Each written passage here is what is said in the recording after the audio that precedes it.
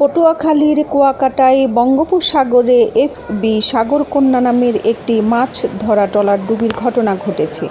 এ ঘটনায় সমুদ্রে 4 দিন ভেসে থাকার পর 9 জেলেকে উদ্ধার করেছে অপর দুটি মাছ ধরা ট্রলার।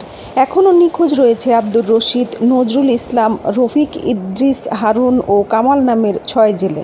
মঙ্গলবার ভোর রাতে আহত জেলেদের কলাপাড়া হাসপাতালে ভর্তি করা হয়।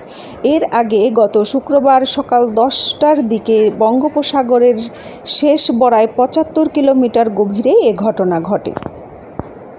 উদ্ধারকৃত জেলেরা জানান, বৃহস্পতিবার সকালে আব্দুর রশিদ মাঝি 15 জেলেসহ মহিপুর থেকে ওই ট্রলারটি নিয়ে গভীর সাগরে যায়। শুক্রবার সকালে শেষ বড়ায় 75 কিলোমিটার গভীরে গিয়ে জাল ফেলার পর হঠাৎ একটি ঝড় ও উত্তাল ঢেউয়ের তাণ্ডবে তাদের ট্রলারটি দুমড়ে মুচড়ে গিয়ে ডুবে যায়। এ সময় তাদের কাছ থেকে একজন হারিয়ে যায়। তারা 14 জন বাঁশ ও ফ্লুটের সাহায্যে ভাসতে শুরু করলে 2 দফায় আরও 5 জন হারিয়ে যায়।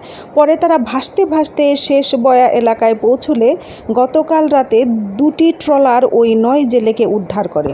মহিপুর থানার ওসি মাহমুদ হাসান বলেন, এ ঘটনায় গত 26 জুলাই ট্রলার মালিক কিশোর হাওলাদার জেলে নিখোঁজ উল্লেখ করে একটি সাধারণ ডায়েরি করেছেন।